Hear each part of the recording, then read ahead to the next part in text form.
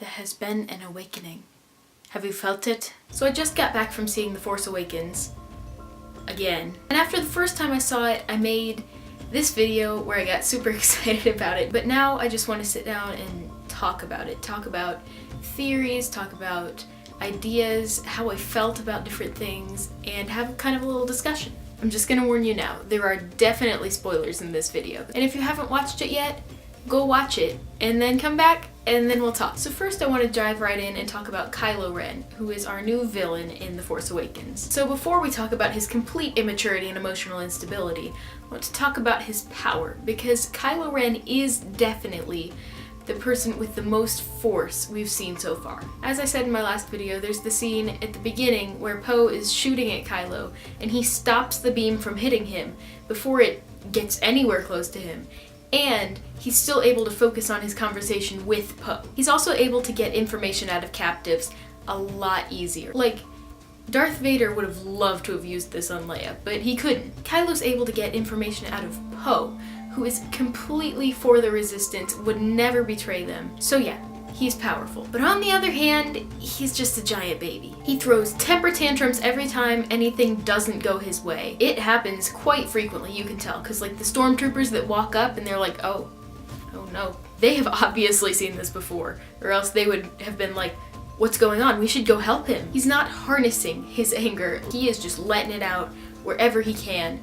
Although, we do see in the final lightsaber scene, you know when Kylo was like hitting himself and it was like, buddy, what are you doing? He's hitting himself to keep his wounds hurting so that he stays angry, so he can stay on the dark side, because he is feeling this pull to the light, especially when he's around Rey. I do also kind of feel sympathy for him because he's under the influence of Snoke. He has been brainwashed, he's struggling internally, he wants to be on the light side, but then he also kind of wants to be on the dark side, and he's just very emotionally conflicted. So really, I am not entirely sure how I feel about Kylo Ren right now, because I do feel sympathy for him, and I also am in awe because he has so much of the Force within him, but then he's also completely emotionally unstable and immature. And then we have Captain Phasma, a stormtrooper captain who is also female. Thought we were going to see more of her. Maybe she'll come into play more in a little bit, like in the next couple movies. Or maybe Han convinced them to send her down the garbage chute into the trash compactor, which I thought was one of the funniest jokes in the movie. There were females flying the X-Wings, there were female stormtroopers, it was wow. And then there's Rey, the main character, female protagonist of Star Wars The Force Awakens. One of my favorite things about this movie is they didn't force a romantic subplot between Finn and Rey. Although I usually like romantic subplots, I felt like it kept her from being pushed into like a sub-character area. I don't know, apparently this is the sub-character area now. She wasn't like the motivation for the male protagonist. She wasn't an extra. She wasn't an add-on to the movie. She was the movie. And I liked how she didn't need saving, but they also weren't like, you know what, we're gonna take this trope and flip it. The female saves the man. I liked how Finn and Rey played off of each other, how they worked together for basically everything they did. Also, who are Rey's parents? I've heard arguments for Luke, I've heard arguments for Han and Leia, I've heard arguments for Obi-Wan. Where did she come from? Because we know she came from somewhere. I mean, this franchise is literally keeping up with the Skywalkers. That's it. That is all any of the movies are. Now can we talk about Luke?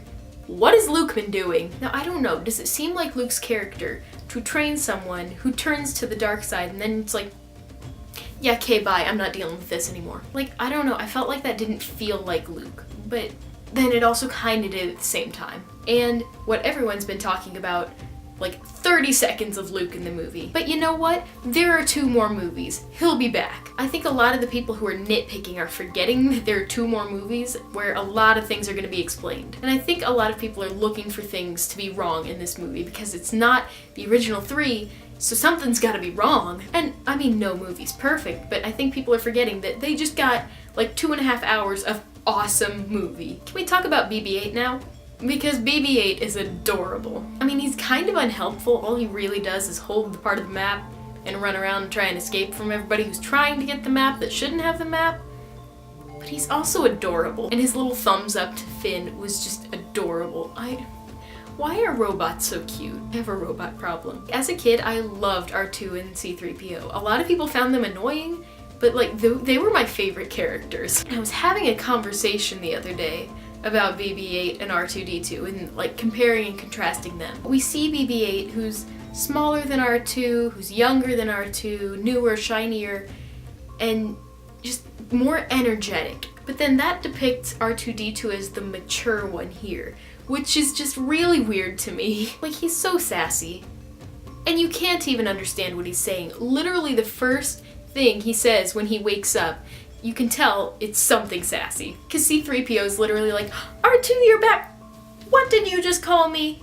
Like, the first thing he says is sassing C-3PO. Also, stormtroopers hitting things? Where did that come from? I mean, granted, they didn't hit anyone central to the plot line, but at the very beginning, when they had everyone in the village all in that circle, when they're not moving, they can hit them. Also, that leads me to the question, why can Finn shoot so well? Because he was trained with the rest of the stormtroopers, and none of them can hit anything. I need, like, a little bit to talk about Finn, because I love Finn. He captured your heart right away when you see that fallen stormtrooper and he goes up to him. His first thought isn't, okay, keep moving. His first thought is, look, this guy's down. I gotta go check on him. Also, there's this theory going around that Snoke is actually Jar Jar Binks. Now, assuming that theory's wrong, correct me if I'm mistaken, but didn't Jar Jar live in the Republic? And didn't the Republic just get blown to smithereens? Jar Jar Binks might be gone forever. Also, can we talk about John Williams for a second? He has created my favorite soundtracks in history, and he completely did this movie justice, as expected.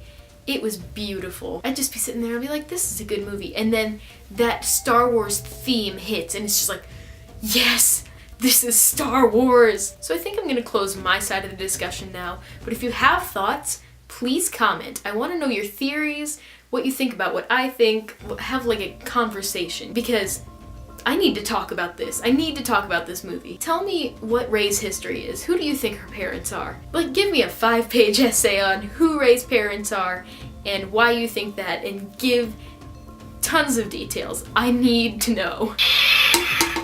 That didn't work. What the heck? Why can't I do this? May the Force be with you.